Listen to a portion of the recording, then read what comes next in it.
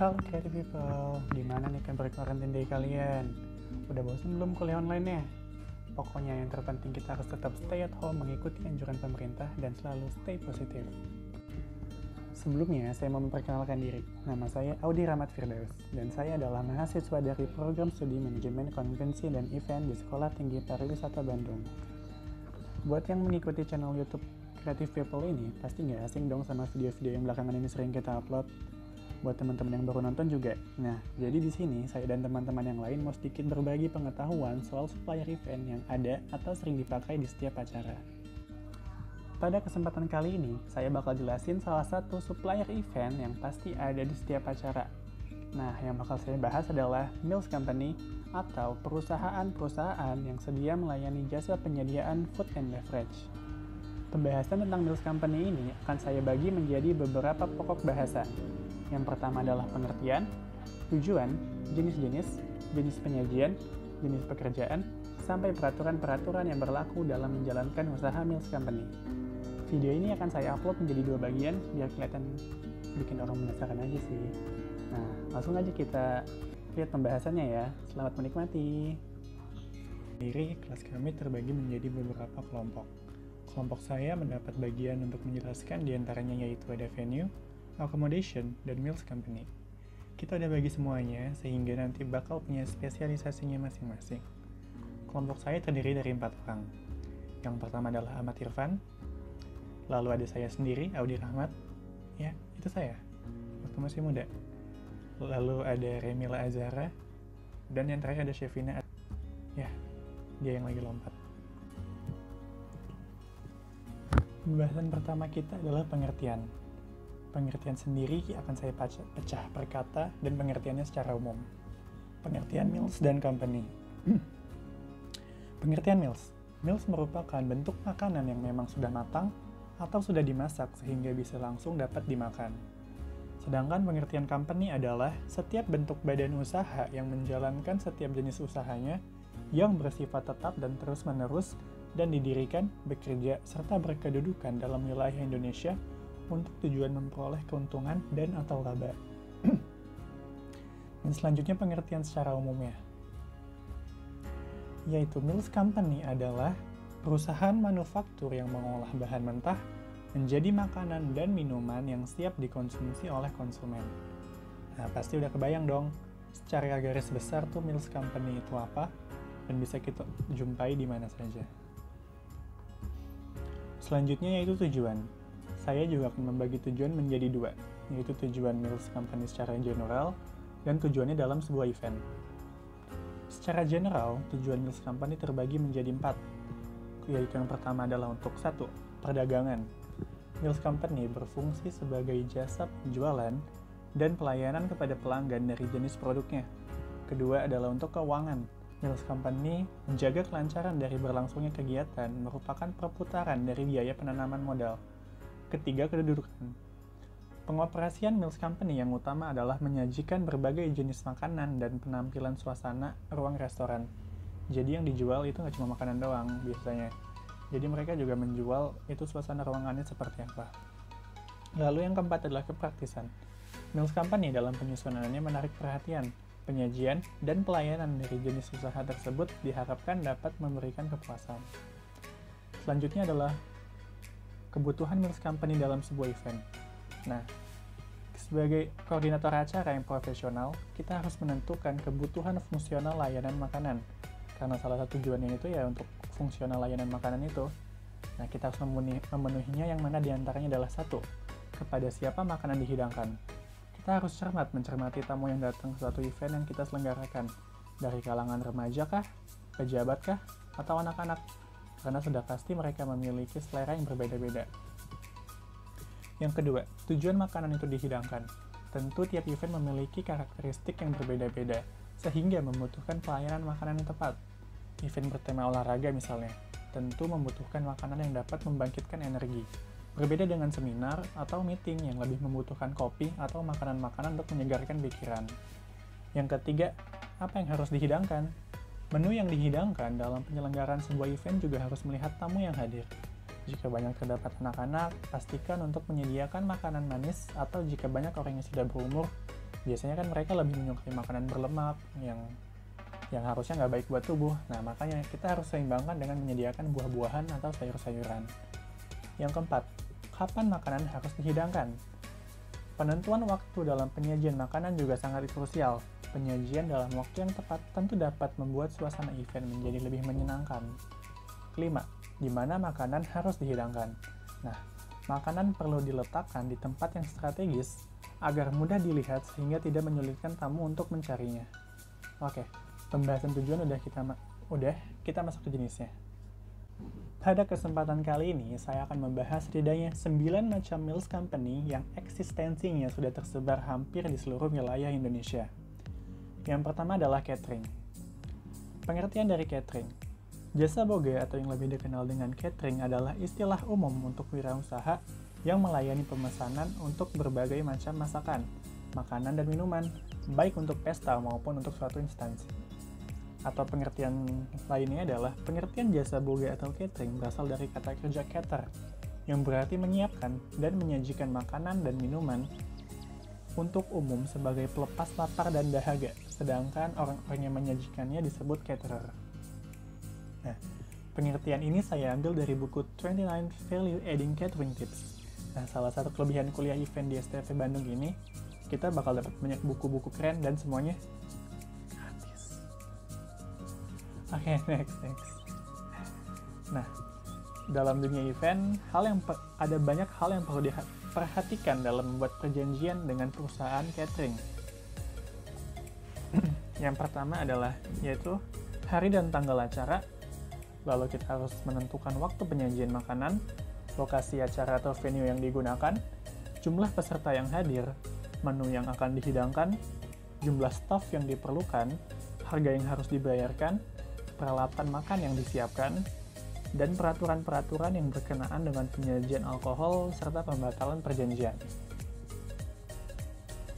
Nah, selanjutnya saya akan membahas tentang jenis-jenis catering karena cukup banyak juga kalau kalian tahu. Jenis-jenis catering. Di kesempatan kali ini saya akan menjelaskan setidaknya ada 4 jenis catering yang umum digunakan dalam suatu event. Yang pertama adalah private catering atau catering pribadi. Penyedia jasa catering pribadi biasanya catering profesional yang memberikan pelayanan lebih terkhusus kepada konsumen. Misalnya saja, pada catering ini selalu ada pramusaji yang siap untuk memberikan pelayanan untuk para konsumen di meja makan. Jenis pelayanan seperti ini tentunya bisa untuk meningkatkan pelayanan dari penyedia catering kepada konsumen. Jadi biasanya ini lebih diperuntukkan kepada orang-orang yang penting biasanya, dalam acara-acara yang banyak dihadiri oleh orang penting. Lalu adalah catering dine-in atau catering makan di tempat. Penyedia dari catering ini biasanya akan menyajikan makanan seperti pada restoran. Catering ini biasanya banyak digunakan untuk acara-acara formal seperti pesta atau kegiatan lainnya yang biasanya berisi banyak tamu. Cukup jelas bukan? Lalu ada catering prasmanan. Penyajian dari catering ini yaitu makanan dan minuman disajikan di atas meja prasmanan. Pramusaji akan selalu memeriksa dan menambahkan makanan atau minuman jika yang terdapat di meja prasmanan sudah hampir habis serta mengurus segala keperluan alat makan tamu. Umumnya, penggunaan catering prasmanan ini digunakan sebagai catering event pada acara pernikahan. Pernah datang dong ke pernikahan? Dan yang terakhir dari jenis catering adalah catering nasi kotak. Makanan disediakan oleh pihak catering dibungkus dalam kotak yang nantinya akan diberikan kepada pemesan. Kelebihan dari catering ini adalah pihak catering tidak perlu menyediakan orang untuk melayani tamu. Pihak catering hanya mempersiapkan makanan yang disajikan dalam kotak. Jasa catering ini biasanya digunakan pada event-event tertentu, seperti rapat, keperluan kantor, akikah, seminar, dan masih banyak lagi. Pasti ada salah satu di antara kalian yang makanan favoritnya itu nasi kotak. Karena gratis. Setelah catering, jenis meals company yang kedua adalah restoran.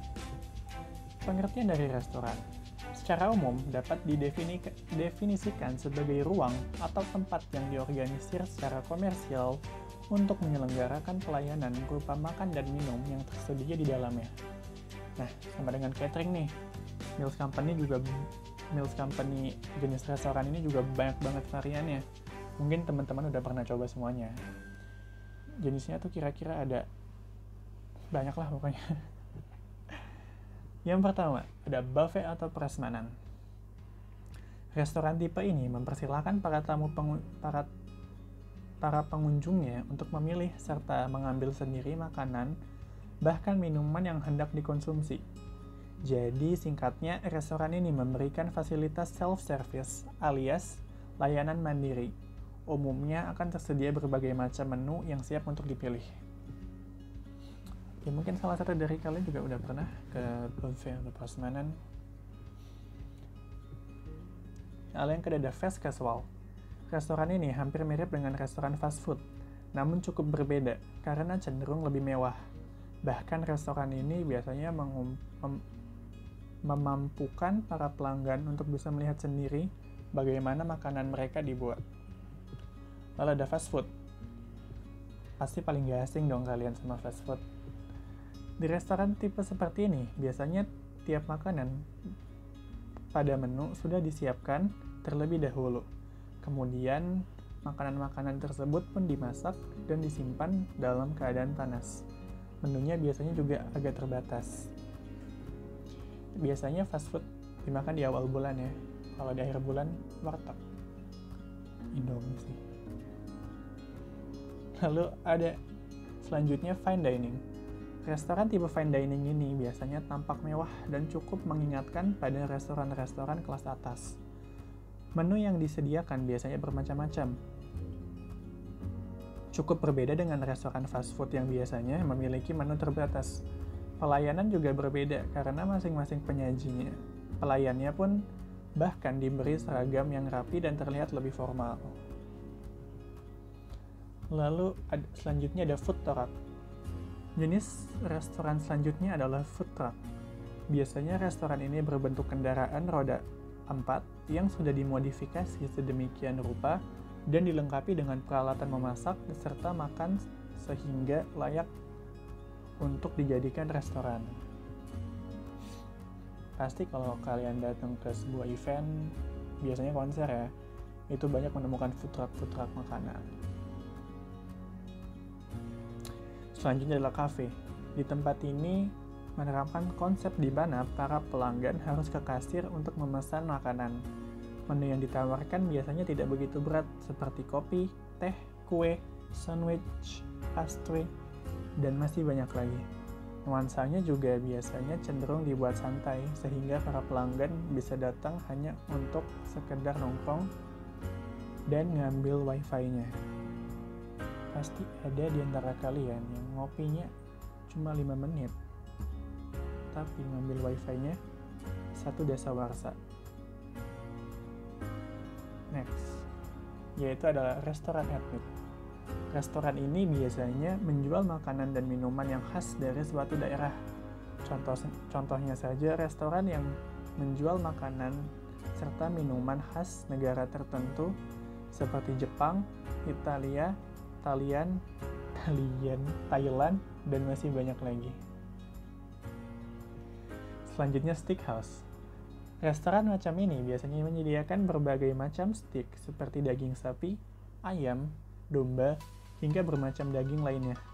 Selain itu, restoran ini juga biasanya menyediakan menu pendukung lain seperti kentang goreng, jus, dan masih banyak lagi. Selanjutnya ada restoran keluarga.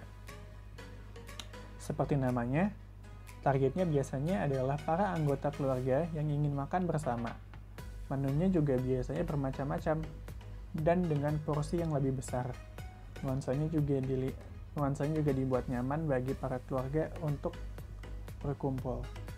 Perlu diperhatikan juga, restoran keluarga ini biasanya harus dibuat safety untuk anak-anak.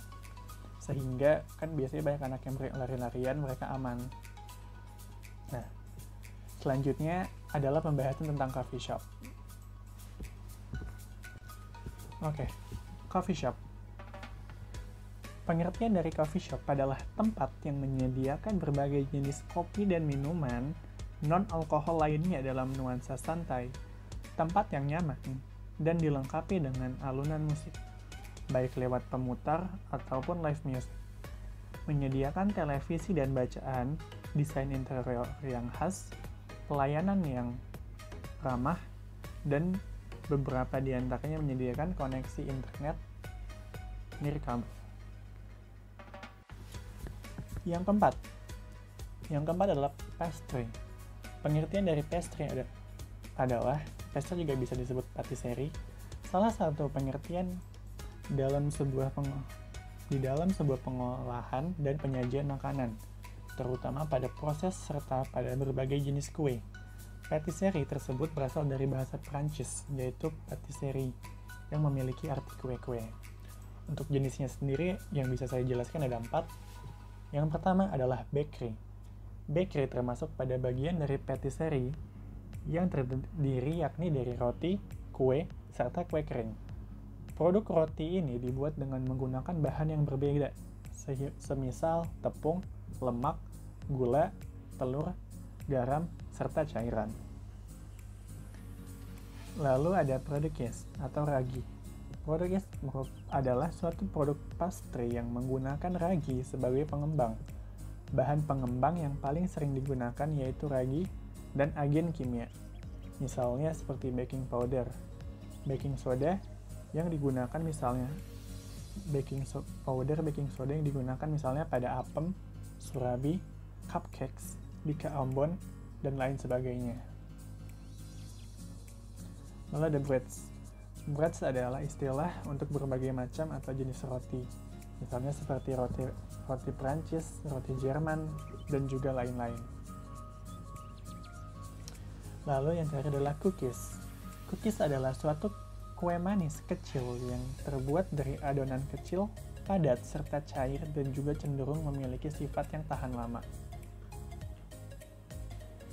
Yang selanjutnya adalah bar. Tidak asing pasti kalian dengan bar. Sudahkah kalian ke bar hari ini? Lagi karantin, gak boleh. Pengertian dari bar. Bar adalah sebuah tempat di mana para pengunjung bisa menikmati berbagai minuman, baik beralkohol maupun tidak, kecuali kopi dan teh. Biasanya, bar hanya menjual minuman beralkohol untuk para tamunya. Jenis-jenis bar ada berbagai macam. Yang pertama yaitu American bar. American bar memiliki kelengkapan berupa lemari bar, tempat berbagai macam minuman, kursi bar yang ukurannya cukup tinggi sehingga sepadan dengan meja bar yang ada, dan adanya kursi standar atau bisa kita sebut sebagai kursi restoran karena di sini tidak hanya menyediakan minuman koktail saja, tetapi juga snack atau makanan ringan berupa french fries. Lalu ada espresso bar. Bar yang menyediakan mesin kopi secara langsung menyatu dengan bar tersebut, sehingga menjadi pelengkap dari promosi minuman di bar tersebut. Lalu ada hotel bar. Bar yang satu ini adalah bar yang banyak digunakan oleh industri hospitality, berupa bar yang menyatu dengan akomodasi atau penginapan yang menjadi ruang lingkup dari kamar itu sendiri. Lalu ada day bar. Bar ini spesial untuk pebisnis dan sekaligus bisa dijadikan meeting, kelas, tanpa adanya musik yang berdendang. Lalu ada diskotik. Bar yang ini sangat diburu kaum muda yang enak karena menawarkan musik dengan suara keras dan menyajikan berbagai macam minuman beralkohol dan energi drink beserta makanan ringan dan cemilan. Terkadang menampilkan musik DJ sebagai daya tarik kaum muda.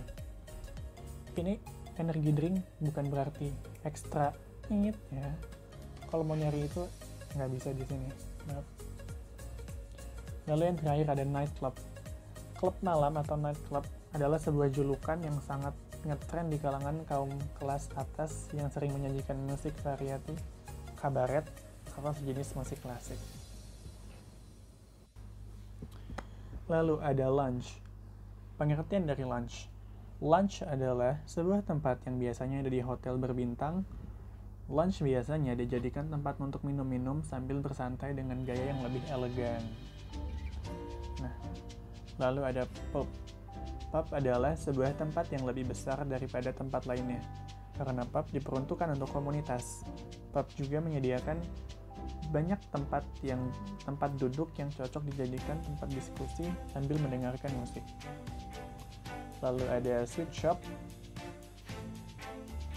Sweet shop adalah jenis restoran yang hanya melayani penjualan permen-permen yang berbeda. Juga ada beberapa makanan, minuman, ataupun roti-roti yang manis-manis. Dan yang terakhir adalah ice cream parlor.